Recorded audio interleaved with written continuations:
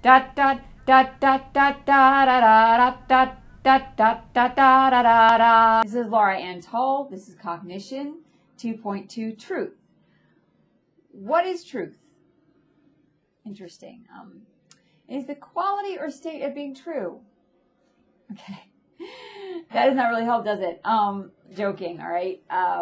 True means in accordance with facts or reality. So truth is in accordance with facts or reality. Now I'm an actor, so I kind of play with truth when I'm doing my acting. It's called pretending. Or as someone from the other side of the continent, I think Florida, said that acting was just pretending. Of course, this person also told me they were mentally ill and assumed, I guess, because I want to be an actor, I must be mentally ill too. I'm digressing. There's a reason I'm saying this now, though. There's a difference between me playing a role and me here talking to you, to this camera, I should say, and speaking my mind. And can you tell the difference? I mean, can you comprehend what truth is and what is made up? I question that because we have had 4 years of a great deal of dishonesty and manipulation and manipulation of facts purely for political power, purely for propaganda. We also have a culture now that relies heavily on 30-second sound bites. I do not work in 30-second sound bites. I actually think in full sentences, and I think we all need to start looking beyond bites of information thrown at us purely to catch our attention and to really sink into the depth of what is factual and real. I know most people think, oh, I buy something, for example, because of the quality of what it is. But honestly, how many of you bought something because of a commercial?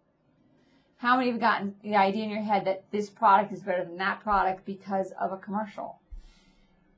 We fall into this pattern, and eventually those little patterns of us being drilled something over and over again, it kind of can create a situation where you start believing things that aren't true. It's like giving someone a suggestion of, it's like how everybody in the office all of a sudden wears the same color. Somewhere you got the idea that everyone should be wearing red or purple or whatever color it is for the day.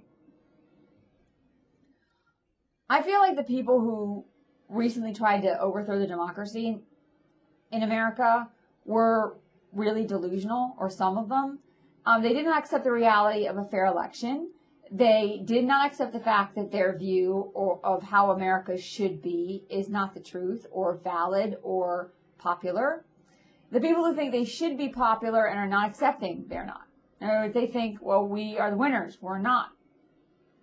And they won't accept the fact that they're not. Okay, that came out really bad, I think. Anyways, I kind of get that.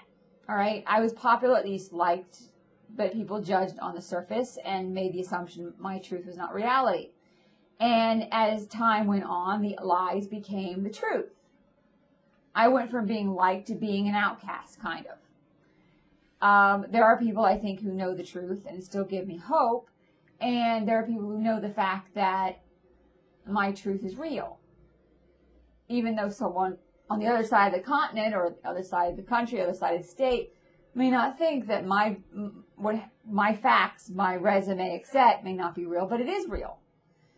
Back to the insurgent at the Capitol on January 6th, it feels as if they were given a distorted text of American history and fed it over and over until they believed an alternate reality where this country was still under British law and accepted one church and one belief system.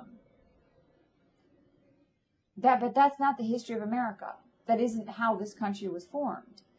But how does that jive with the Constitution? I mean, how does that view of history, we have one country that's under one belief system when we don't?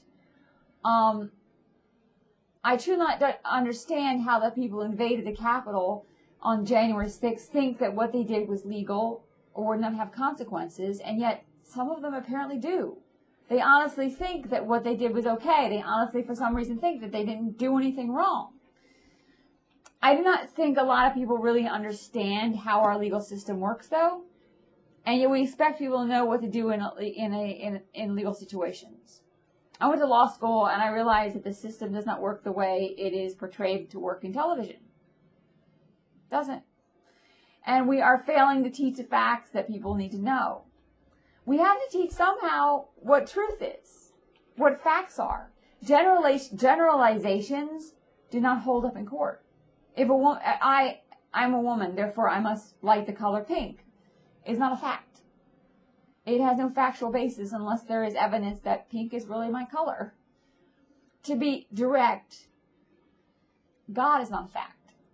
It is not admissible in court to say that God did this or God did that. Not unless one's sanity is the question at hand, in which case you might say, do you believe that God gave you special powers? Okay, doctor, truth, the American people voted in a president. They did. Not a truth that God chose our POTUS. Didn't you? Nope. The people did. The numbers of votes made that decision. Not a belief structure. Not a dream. Not a fantasy. Not some higher power. It is better to be on the side of truth and to know that that is the truth. Okay? I have parents who are on the wrong side of this. My father wrote me an email telling me his friends say that I make things up. I have not seen him since 2005, so who are these friends? I press him about this on the phone, and he says that I twist the truth all the time. But when and what? My parents act like they had paid for my entire life and I never had a job or worked a day. They act like they paid for everything I own. But they acted like this when I had a full scholarship to college and was paying my own way. I do not distort the truth. I have done some really cool things in my life, all of which are true, and I have also had some rather bad things happen. I have never been wealthy. I never really was after that. I have been educated and tested as smart. My parents want to infantile me, and whoever their friends are, they do not know me, or they are like my parents and want to convince others that I am not worthy of respect. I've had a lot of men contact me over the past few years on various social sites, all of whom have the same pattern of being the same belief system as my parents, white, Christian, regular jobs, and I have not wanted to talk to any of these men. So I don't know where these men are coming from. I don't know why they're trying to get my attention. Because my truth is, I do not want my parents in my life. My parents would not be at my wedding. My parents will not be giving anyone money. I will not be marrying someone so that I can continue to take their money. I wanted my own job and my own career. And I don't want to move on to being the property of a man. I have felt like I've been the property of my parents for the first 18 years of my life. Finally was getting away from them only to be sucked back into their world.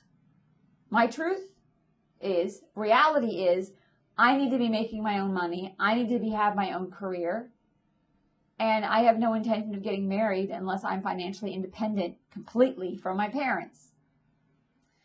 So, my life is pretty much ruined. It is gaslighting.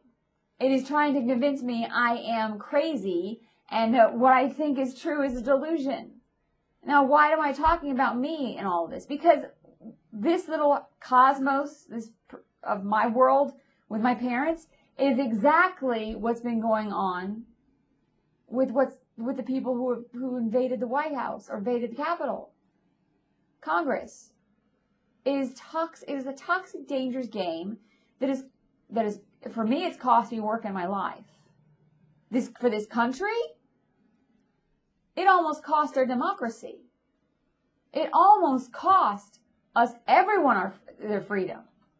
I mean, imagine, just look at what's going on in Russia. Imagine if a person like Putin took over America and the press were not allowed to actually talk about there was no competition. Nobody could ever run against the President of the United States. He was president for life, forever. That's a dictatorship. That's royalty. That goes against the very foundation of our Constitution. I mean, I wonder how many people at the Capitol invaded Congress were instigators and who was manipulated into thinking it was the right thing to do, too. I wonder if there are people who suffer from Stockholm Syndrome, who made the Kool-Aid and who drank it. I think the history of this event will be the psychology of what has happened over the last few months will be the topic of the books and research for decades to come. Why did these people behave the way they did? Where did they learn what they thought was true? After experiencing this, I want to say that this has not happened since Hitler, Germany, but witnessing what happened on January 6th, it made me realize that the blind loyalty to causes happens all the time. Cults rise and fall. I do not think we will have a healthy America as long as we don't have a sense of truth and justice and right that is based in reality and not on some higher power. We need critical thinking, and we need to teach that it is okay to think for oneself. It's okay to actually examine social constructs. It's okay to question. To really question life and to really question what facts are and to really gain knowledge. To think.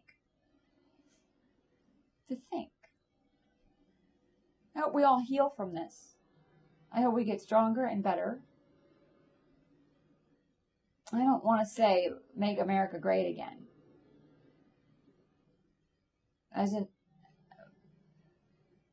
I would rather have make life good again.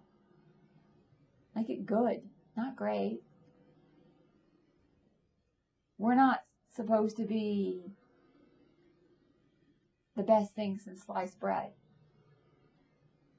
We're supposed to be good, not great. Great implies being more powerful, I think, than other people. We're supposed to set the example of how to be good, how to be just, how to do the right thing. Not great. Think.